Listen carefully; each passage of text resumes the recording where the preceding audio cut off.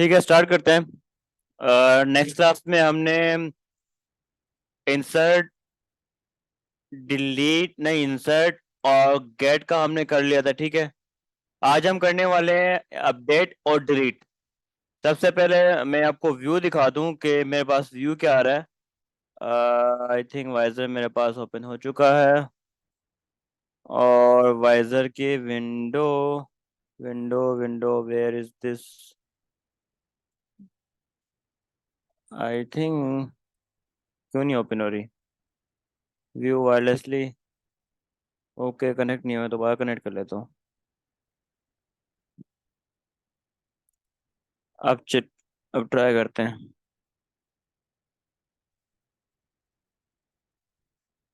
I think connect क्यों नहीं कर रहा ये? वाइजर को मैं एक मिनट के लिए क्वाइट कर देते हैं। वाइजर और हाँ, ठीक है, इसको इनेबल करते हैं। ठीक है, इनेबल होके वाइजर के सॉफ्टवेयर को रिस्टार्ट करना था। ठीक है। हाँ, यह मैंने वायर निकाली थी मैंने। ठीक है, ये मेरी रियल मोबाइल है। बेसिकली ठीक है, हम देख लेते हैं कि हमने लास्ट टाइम हमने कहाँ तक किया किया था। डॉट ऐड है, डॉट देन है, डेटा सेव वगैरह वगैरह। ये हमने, हाँ, ये कोड किया हुआ है, ये हमने तकरीबन कर लिया था। ठीक है। अब क्या है कि आज हमने करना है एडिट और डिलीट। सबसे पहले देख लेते हैं कि हम जो है क्या कर रहे हैं। ठीक है। हम कहाँ तक पहुंचे हैं? ये सबमिट वाला है, ऑन प्रेस है, और उसके बाद जो है लॉगिन। लॉगिन के ऊपर हम क्या कर रहे हैं? लॉगिन के ऊपर हम लूप चला रहे हैं, और लूप से हम ईमेल अटैच करवा रहे हैं, और ईमेल अटैच करवाने के बाद जो है इसके अंदर डेटा को पुश कर रहे हैं। इट मीन्स कि हमारे पास वो स्पेसिफिक यूजर जो लॉगिन किया हुआ है वो हमारे पास निकल के आ रहा है। अब यूज इफेक्ट के अंदर मैंने मुझे गेट की कॉल करनी लाजमी है। ठीक है, गेट की कॉल भी हो रही है हमारे पास, ये देखें। गेट की कॉल होके डेटा सेव हो रहा है, और उसके बाद जब मैं लॉगिन करूंगा तो फिर भी मेरे पास से लॉगिन हो जाएगा। हम जो है फायरबेस ओपन कर लेते हैं। ठीक है। ठीक है, फायरबेस डॉट जंक फूड है। जंक फूड हमने नहीं करना। हमारा प्रोजेक्ट जो है, प्रोजेक्ट्स, हाँ भाई, ये खोलना है, इसको बंद कर दो। टेस्ट डेमो था। ठीक है, और प्रोजेक्ट ओवरव्यू है, read and rights. File store की तरफ चलते हैं। थोड़ा टाइम लगाता है खुलने में, लेकिन ये कि डेटा को लोड करके इजीली ले आता है ये। उस दौरान जो है ना, 2FA भी देख लेता है। 2FA मतलब 2FA ऑथेंटिकेशन। ठीक है, ये चीज़ें हैं हमारे पास, और उसके बाद जो है हमारे पास एक स्पेसिफिक यूज़र निकल के इसके अंदर आ जाएगा। अब इसके अंदर क्या क्या आ जाएगा, इसके अंदर मैं आपको बता देता हूँ कि इसके अंदर ये आ जाएगा कि इसको सबसे पहले आई थिंक ये एरर फेंकेगा। आई नो, मुझे पता था। तो करते हैं कुछ इस तरीके का है कि इसके अंदर डेटा नहीं है, तो हम इसको बोलते हैं कि अगर डेटा नहीं है तो रिटर्न हो जाए ना, ऑफ कोर्स। इफ नहीं है ये, तो रिटर्न हो जाए, सिंपल, हमें तंग ना करे। ठीक है, ये कंडीशन हमारे पास लग गई है, क्योंकि जब तक हम लॉगिन नहीं करेंगे तो हमें स्पेसिफिक यूजर नहीं बताएगा। आई थिंक ये जो है ना, दिल बेवकूफ़ी कर रहा है। चलो मैं इसको कमेंट आउट कर देता हूँ अभी फिलहाल के लिए, फजूल में दिमाग लड़ाना है। मैं इसको करता हूँ लॉगिन। ठीक है, लॉगिन के टाइम हमारे पास बहुत सारे यूजर्स थे। टेस्ट 18, सॉरी, @test.com, और पासवर्ड हमारे 12345678 स्टैंडर्ड पासवर्ड जो होता है। और लॉगिन करूँगा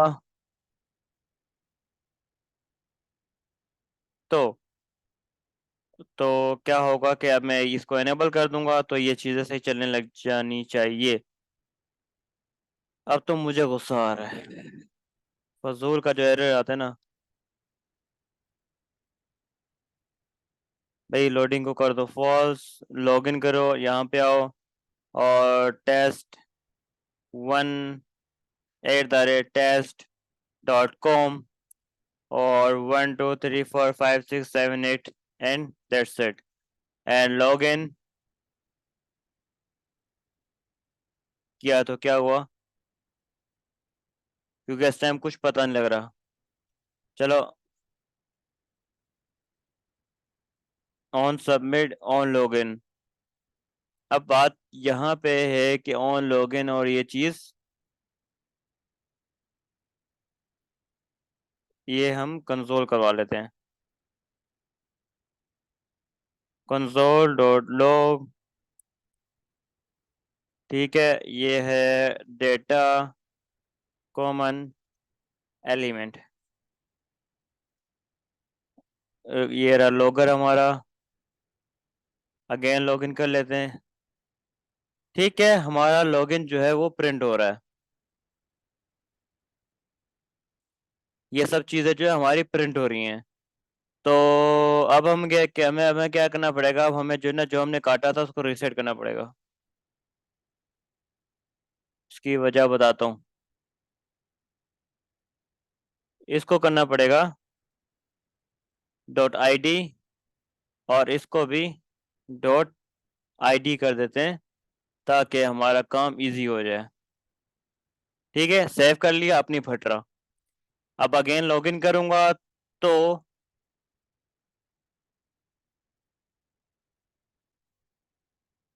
ये आ गया डेटा।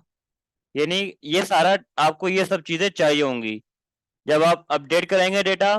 तो आपको, मैं आपको बता देता हूँ, मेटा डेटा नहीं, रेफ ओपन करना था। मैं आपको बता देता हूँ कि आईडी आपको मस्ट चाहिए। ये आईडी किसको रेफर करती है, ये आईडी आपको रेफर करती है डॉक आईडी, यानी कि डॉक्यूमेंट आईडी को रेफर करती है, क्योंकि डॉक्यूमेंट आईडी के अंदर आपका डेटा पड़ा हुआ है। तो हमने जो यूजर लॉगिन किया था, आई थिंक यहाँ पे होना चाहिए, टेस्ट 3 है, टेस्ट 2, टेस्ट 3, टेस्ट 1, ये यूजर है। ठीक है, अब मैं इसको आपको अपडेट करके दिखाऊंगा। अभी जो पहले से वैल्यू है आप देख लो कि test1@test.com है और पासवर्ड 1 से 8 तक है और टैब इसकी है साइन अप। अब हम करेंगे क्या, इसको अपडेट, अब ये हो चुका है तो अब हम इसको क्या करेंगे, डेटा हमारा स्पेसिफिक डेटा सेट हो रहा है। अब हम इसको करेंगे कि थोड़ा अब कुछ ये करना पड़ेगा कि चलो डायरेक्ट डेटा अपडेट करके बता देता हूँ मैं। नहीं तो एक सीन और है कि जो है ना, आप इससे जो वो करके दिखा सकते हैं, क्या कहते हैं, डैशबोर्ड पे लेके जाओ और वगैरह वगैरह, आप इससे कहानी खेलो क्योंकि आपको स्पेसिफिक यूजर आपको मिल चुका है। इस लोडिंग फॉल्स है, इस लोडिंग को ट्रू ये करता है, इस लोडिंग को फॉल्स ये करता है। फिर उसके बाद क्या होता है कि लोडिंग फॉल्स, तो भाई फॉल्स है ना, फॉल्स कर दो। Why, I don't no.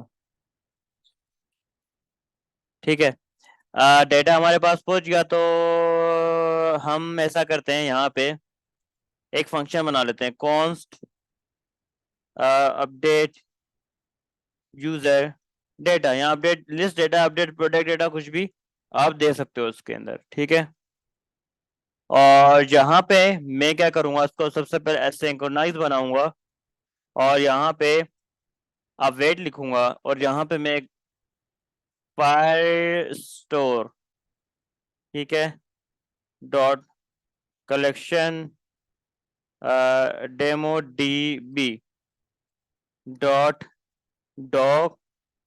अब आपको समझ आ गया, आ जाना चाहिए कि मैं क्या करने वाला हूँ। डॉट ID डॉट सेट, और सेट क्या करना है, लेट पेलोड, मैं कहता हूँ ईमेल, मेरी ईमेल कर दो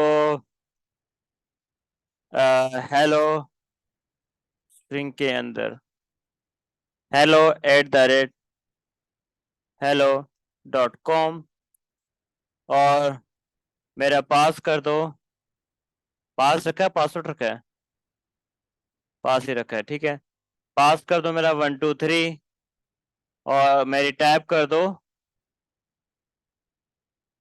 लॉगिन। सही हो गया।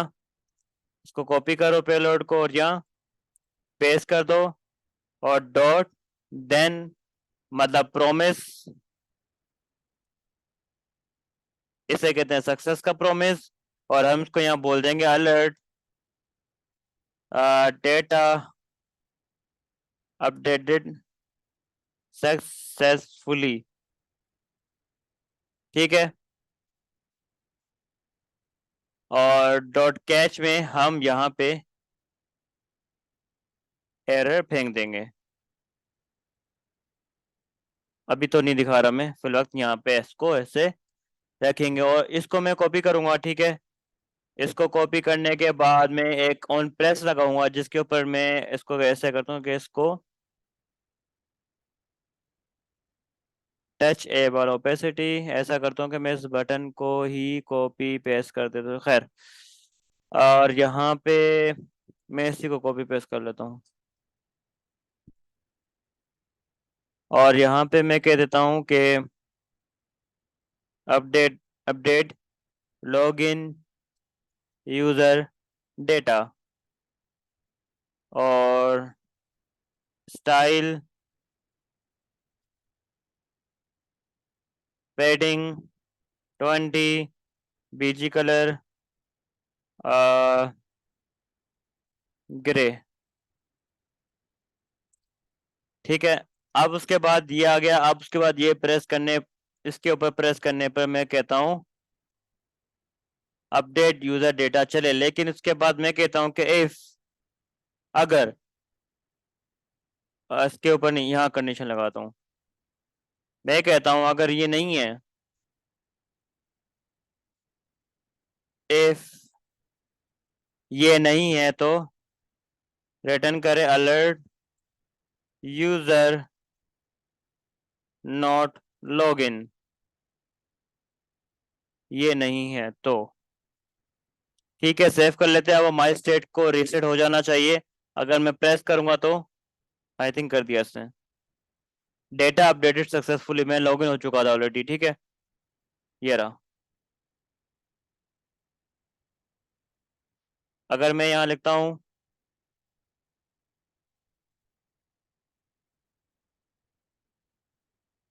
हेलो,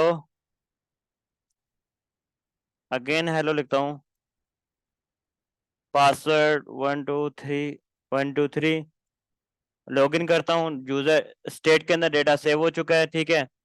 और अब मैं इस हेलो की जगह कर देता हूँ 1। मैं इसकी जगह कर देता हूँ कोड मास्टर इनोवेटिव। ठीक है, @hello.com। और जब मैं लॉग साइन अप करूंगा तो ये देखो उसी टाइम रियल टाइम ये अब डेटा अपडेट हो गया और अपडेट नहीं हुआ ये। तो ये था आपका अपडेट। और डिलीट में सिंपल है। अगर आपको कोई फील्ड डिलीट करनी हो तो भाई यहाँ से अपडेट अपडेट की कॉल करोगे, यहाँ से टैब हटा दोगे। सिंपल। ये टैब लॉगिन है, अपडेट किया, देखो हट गई लॉगिन, टैब हट गई। इस तरीके से आप टैब को अपडेट डिलीट और ये सब कुछ कर सकते हो। और अगर आपने पूरी यूआईडी यानी यूजर को ही डिलीट करना है तो उसके लिए बहुत सिंपल कमांड है।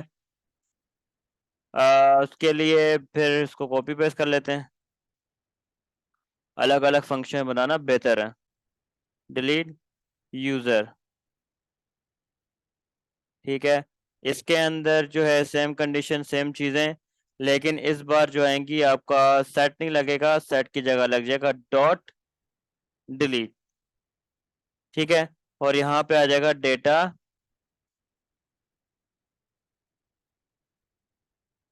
User deleted. ठीक है। यहाँ पे आएंगे और इस फंक्शन को डायरेक्ट कॉल करने के लिए हमें दूसरा फंक्शन चाहिए, दूसरा बटन चाहिए होगा। तो उसको कॉपी कर लेते हैं, देन यहाँ पेस्ट कर देते हैं और यहाँ पे मैं कहता हूँ डिलीट यूजर। और यहाँ भी कह देते हैं कि डिलीट यूजर। ठीक है। यूआई को बाद में देख लेंगे। अभी ये यूजर है code master code master innovative @hello.com, इसको अब मैं डिलीट करने वाला हूँ। हो गया। ठीक है, यहाँ से भी गया और यहाँ से भी गया, पूरी आईडी के प्लस डेटा भी गया। This is called delete.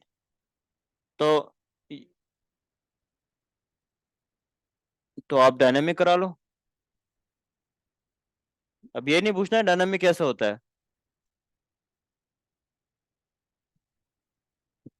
अब आपको सिंटेक्स बताना था कि कैसे होना ये, बाकी तो आप खुद इससे खेलोगे कि स्टोर से डेटा सेट कर रहे हो, फिर वहां से गेट करे स्टोर के अंदर जो डेटा आपने अपडेट किया है, उस अपडेटेड डेटा को आपने पूरा पेलोड में लेना है, उस पेलोड के थ्रू आपने इसके अंदर सेट करना है, सेंड करना है।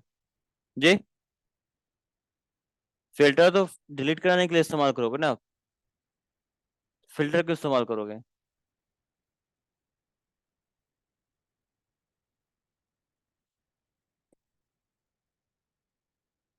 ठीक है, ये था आपका अपडेट और डिलीट। और थोड़ा मैं आपको ऑथेंटिकेशन के बारे में बताइए था आपका फायरबेस फायरस्टोर कलेक्शन। इसके अंदर मजीद डीपली काम भी हो सकता है, वो तभी होगा जब आप प्रैक्टिस करोगे।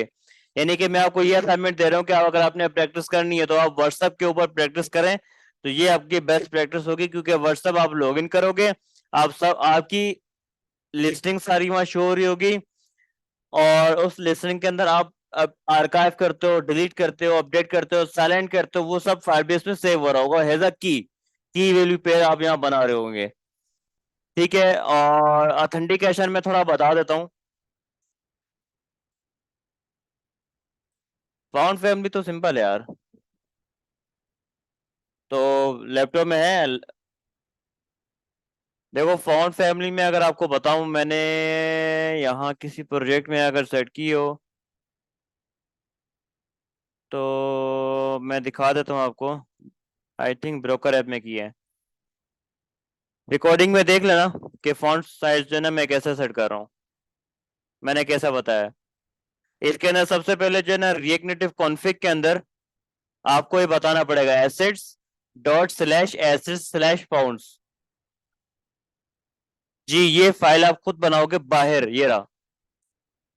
और डॉट फॉन्ट्स के अंदर आपने ये फॉन्ट्स देने, फॉन्ट्स फोल्डर है इसके अंदर डीटीएफ डॉट टीटीएफ ये दिया हुआ है, ये देना है। फिर एंड्रॉइड के अंदर अलग से आना है, ऐप के अंदर अलग से आना है, सोर्स के अंदर अलग से आना है, मेन के अंदर अलग से आना है, और यहाँ पे आपने अलग से एसेट बनाना है। इस एसेट के अंदर भी कॉपी पेस्ट करना है फॉन्ट्स का फोल्डर। दैट्स इट, ये काम है बस। जब ये कर लोगे, ये करने के बाद आपने यूज कैसे करोगे, यूज ऐसे करोगे, ये आपको एक फोल्डर बनाना पड़ेगा, जैसे मैंने थीम के नाम से बनाया हुआ है, जैसे मैंने फॉन्ट्स के नाम से बनाया हुआ है, जैसे कि मैंने बोला हुआ है कि मीडियम। मीडियम कौन सा, ओपन सेंस सफारी। इस मीडियम को जहां इस्तेमाल करूंगा ये ओपन सेंस सफारी ही इस्तेमाल होगा।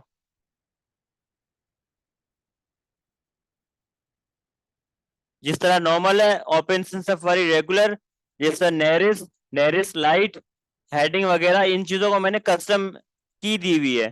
तो इस तरीके से जो ना आप इस्तेमाल करोगे फॉन्ट्स को। और उसके बाद एक और तरीके का भी मैंने इस्तेमाल यूज किया हुआ है।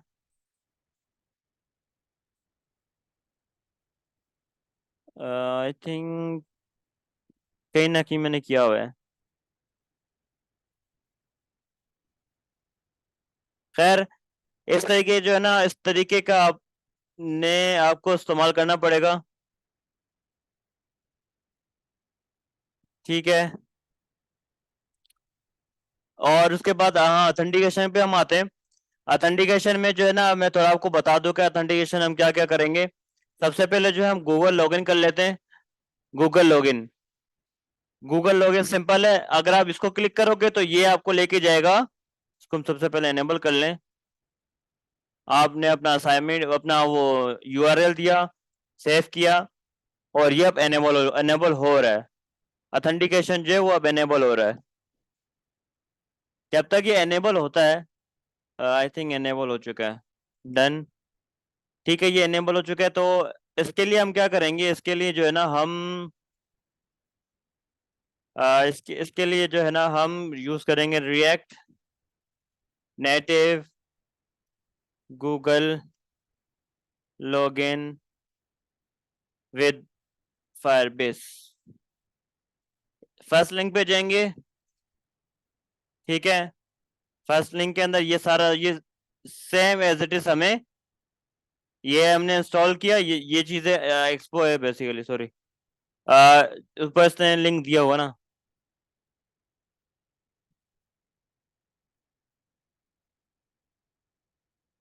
ये रहा। यहाँ ने React Native Google sign in, ये आपने इंस्टॉल करना है। फिर ऐप डॉट कॉन्फ़िग नहीं, ये हमारा नहीं है, एक्सबुक है। बस सिंपल है, ये आपने कॉपी करना है और ये same as it is copy paste कर देना है। ये जब सब कुछ करने के बाद जो है फिर आपके पास जो है ना इस तरह का बटन आ जाएगा। इस बटन पे प्रेस करते ही सब कुछ ऑटोमेटिक हो रहा होगा, आप हो रहा होगा, पॉपअप भी खुद ही ओपन होगा। बस उस पॉपअप से डेटा लाना इसकी जिम्मेदारी गूगल की, और गूगल आपको एक जेसन फॉर्मेट में कुछ इस तरीके का, नहीं कुछ जेसन दिया होगा ना उन्होंने, इसको कॉपी पेस्ट करना है अपने वाइट वाले को।